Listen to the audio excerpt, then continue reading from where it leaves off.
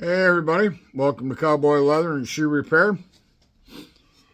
Hope everybody had a good week. It's Friday. I'm ready for the weekend. I don't know about anybody else. Hope everybody had a good week. Everybody was safe. Hope everybody's projects that you've been working on turned out right. So, today I'm going to just touch a little bit briefly on some of the things I use when it comes to patterns. There's so many things out there that you can use as patterns. You can use printed patterns. You can buy patterns from other makers. You can buy patterns from Tandy or Weaver. They're out there. But I'm just going to touch on a couple of them that I use that I find are useful. I got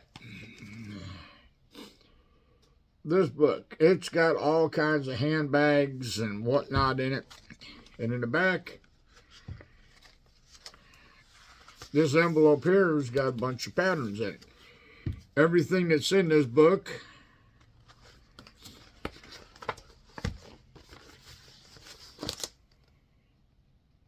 the patterns for that are in the back of this book. And as you make it, step by step, it gives you the information you need. And, make all kinds of cool things. Handbags, grocery bags, backpacks, and over here on the side, I don't know if you can read it. It says B25. So you go back here and you take out in your pattern pack, take out the pattern for the 25 or 26, and go ahead and make it. As you're doing it, if you're running into a problem, you just come back and you look, and it gives you step by step. And book like this gives you a lot of cool ideas on different stuff. Let's see here. Let me look in here and just see what we got. There's a section on finishing and edging. Everybody has a problem with that. Cutting fringe with a rotary cutter. Section on hand stitching with a speedy stitcher. Setting your holes for your hand stitch. Dyeing using stamps, wood blocks with ink. Dyeing with liquid dyes.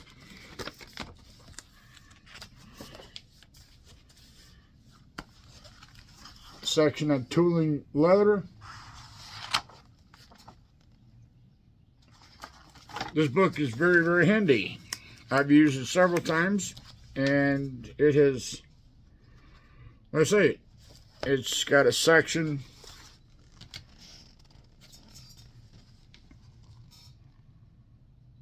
setting rivets and grommets and whatnot.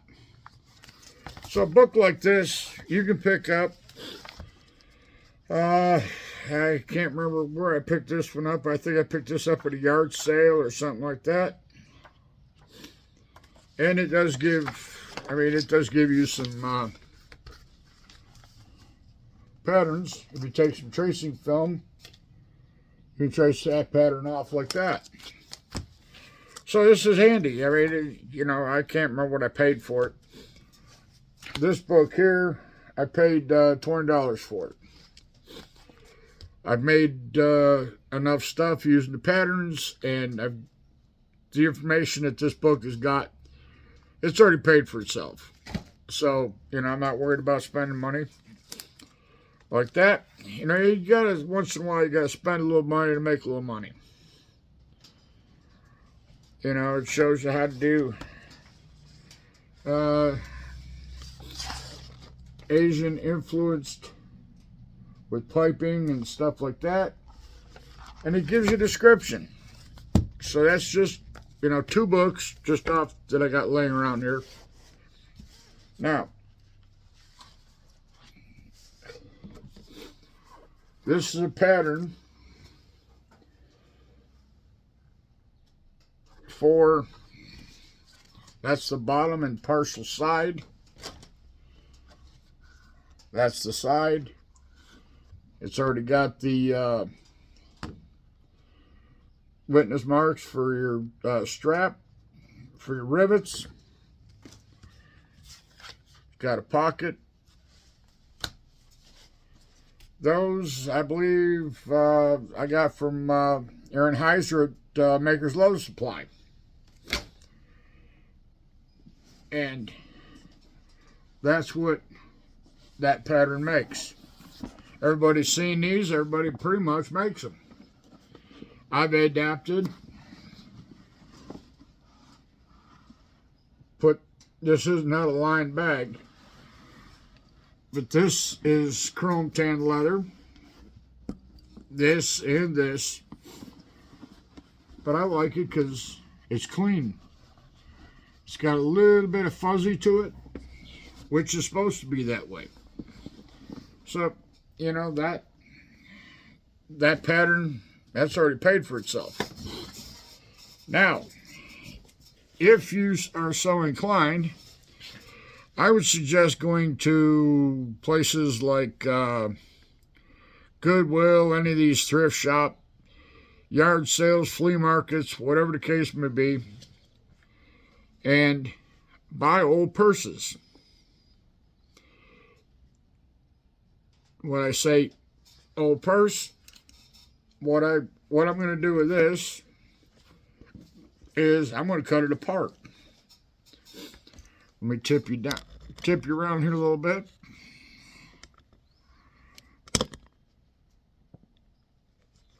Now, what you do with that is I find that these break-off blade knives and a scalpel cannibalize it. Now, what I would suggest is take a picture of the purse. That's how they hold the straps in. There's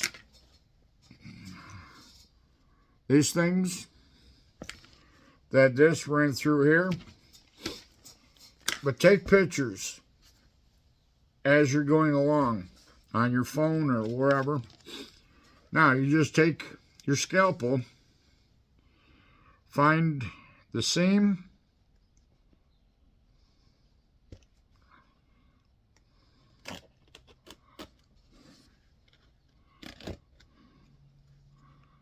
cut. Be careful that you don't cut yourself and you don't cut the object is to save everything.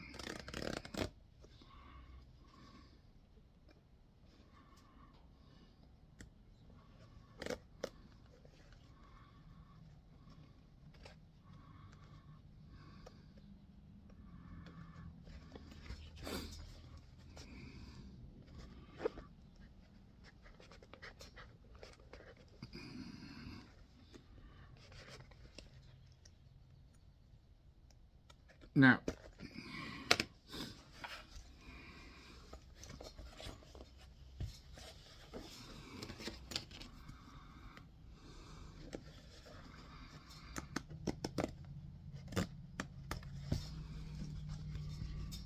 there's your end gusset.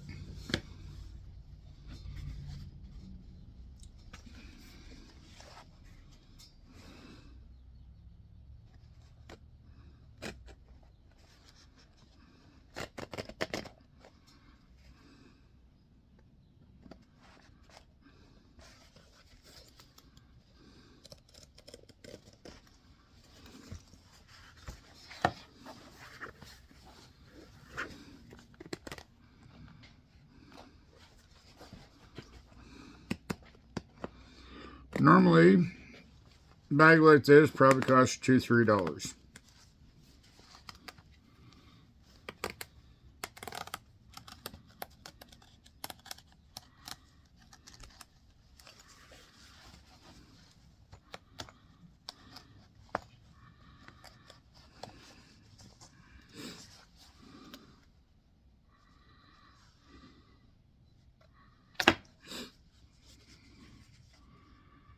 There's your other gusset. Now you can see how it's opened up. Now it tells you how to, it shows you how to line it. Actually, you're going to use veg tan, chrome tan, or whatever. That's got cardboard in it. You can go to Tandy or wherever your favorite hobby or leather shop is, and you can get bag stiffener to take the place of this cardboard. So if you were going to build this, what you need is a magnetic closure, and this handle, I wouldn't use that, but it's up to you. You can do what you need to do. Now you can break it down further than what I'm doing. Now you just take measurements. I've got a tape stick here, but I think you get the idea. What you do, and then you just take this and you throw it on your leather, flatten it out, trace around it.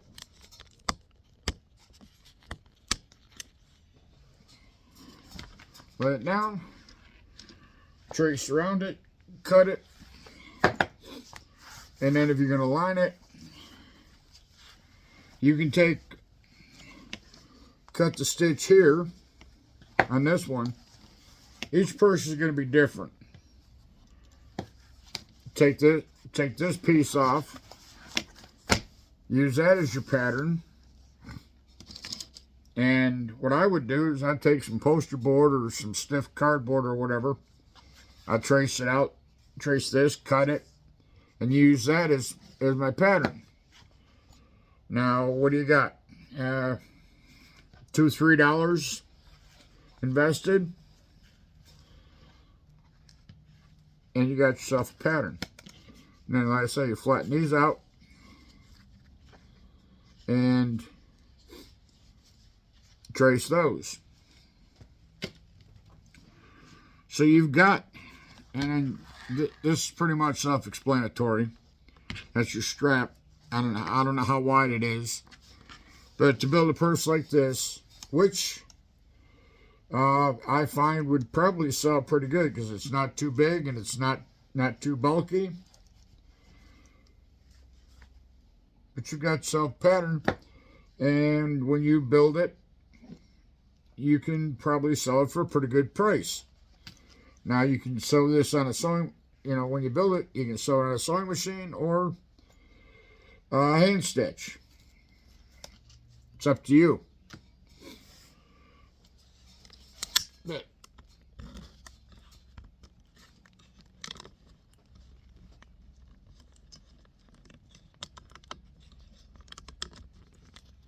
you gotta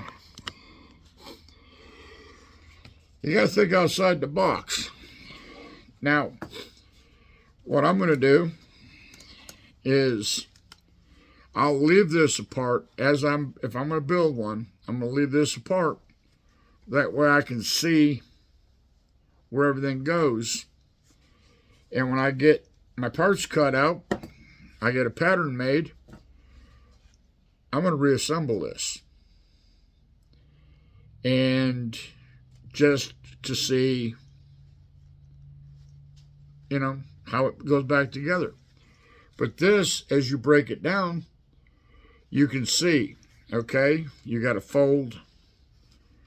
We'll say from here to here, there we go. From here to where it folds, we'll say it's 8 inches. where it folds down here. We'll say from here to here, 4 inches. Your cover, your flap, measure that out.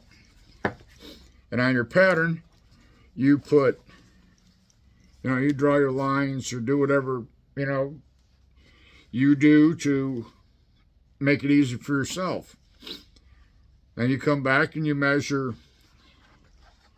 from here to there, from here to there, to get your spacing for that. Do the same thing up here. Now I could break this down, take this off of here. But yeah, you got $3 $3 to $4 invested in, in a purse. Even if you don't reassemble it, you've got a pattern you can come back to. The object is think outside the box, trying to save yourself as much money as possible. And if you can't visualize it, right there's a cheap, inexpensive way of making a purse. I don't know who makes it. I don't care. For what I've got invested in this, after I make the pattern, I can throw it away. But it's a nice crushed velvet, I think it is. But again, I hate to keep beating dead horse here. But if you see something, go buy. Buy it out of the junk store or yard sale or whatever the case may be. There's in this hobby, Google, YouTube, yard sales, flea markets, and junk stores. There's your 5 most important things to make it.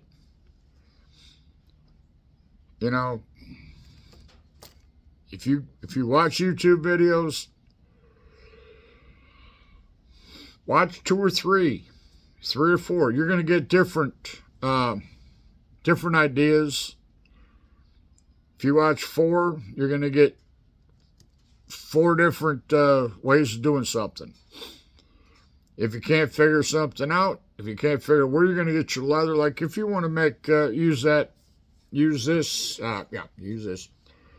this pattern, and you want to make it out of edge tan. Google, find out what size weight you want. If you want to use chrome tan, you can use chrome tan. The possibilities are endless. You have to decide what you want to do. If you make it in chrome tan, you can put a tooling pattern on it. Get yourself one of them crafting books, something that's got some patterns in it. You've got a pattern to put on your project. Everything or anything you could find out there to use to make projects, to gather ideas, whatever. It's all beneficial to us to think outside the box and go the extra step. If you find that's a little, making a pattern out of this and trying to reproduce it. If you find a little bit out of your comfort level, you can change it up. You don't have to use the shape as that of it, I should say. So yeah, patterns are handy. You can't build a shirt, you can't build a house without plans or patterns. well, I should say you can, but you're going to waste a lot of leather. But, you know, I would make that myself. I'd make that out of chrome tan. Yeah, bed stand's fine. But being that most of my leather in the shop is chrome tan, you know, people say, oh, it's too soft, it's too floppy. I've got some stuff in here that's pretty stout. And, you know, when you bend it and form it, which I'm not talking about wet molding, that's only for chrome tan. I mean, you can make that out of chrome tan, but chrome tan isn't as flexible unless you're using a 3 to 4 ounce, and then you got to dye it, then you got to top coat it and antique it, and you don't have to, but for some reason people are all excited about that top coating and antiquing and stuff like that. I myself, I prefer take a piece of veg tan, dye it, and let it get natural patina. It's going to, you know, if you make a wallet or if you make a purse, it's going to get scuffed. It's going to get scratched. You know, it's all part of the process of patina. And you got to watch out, too. You know, you put too much top coat on, or you put the sheen on or shine on there, you're going to end up drying out your leather, and that's going to crack. And here of late, people all of a sudden, somebody must have had a sale on Saddle-Lac. And the Saddle-Lac is basically a clear coat. And if you put it on something like a belt or something that's going to be flexed a lot, that's the worst thing you do for the leather because it's going to crack. There was a guy, I can't remember where it was, but people would ask, you know, what kind of top coat they should put on. This guy, everybody that asked that question, you know, what I'm making belts, you know, I want to seal it. What should I put on there? This guy would tell them, oh, use floor wax, use floor wax. Let me tell you a little story. When I was in the military, I'm not going to say some guys, I tried it myself. We had inspection coming up, so we decided, okay, we're going to polish our boots. And so they would have a real cool shine on them instead of spit shining. We put floor wax on our boots. Oh, they look shiny. They look like patent leather. But after the inspection, we put them on and wanted to wear them. Well, they started cracking. Lucky enough, we only did it once, and all it cracked was the floor wax itself, and it gave a dull, crappy, cloudy finish. So, I don't know about anybody else, but I decided not to do that anymore. You know, lesson learned. And that keeps coming to my mind every time I hear people go, oh, use this or use that Saddle-Lac, or use this or use that. If it flexes, I myself would suggest staying away from that stuff. If you do use it very, very, very sparingly. That way you don't create a god-awful mess. And you know that if you put that stuff on there, you're on a belt, and customer buys it, you know they're going to be mad at a wet hen if that stuff starts cracking. Because they're going to be on the phone or wherever chewing your butt up one side and down the other because your product is defective or whatever. So myself, now I'm saying myself, to avoid any confrontation with a customer, I don't do a lot of that extra, stuff. There is nothing you can put on your leather to make it absolutely 100% waterproof. You can make it water resistant. That's fine. But people think that if they put all this product on there, that it's going to make your leather waterproof. It doesn't. Sometimes it's more detrimental putting all that crap on there than if you just let it, dye it or whatever. And remember one thing. Leather came from a living, breathing animal.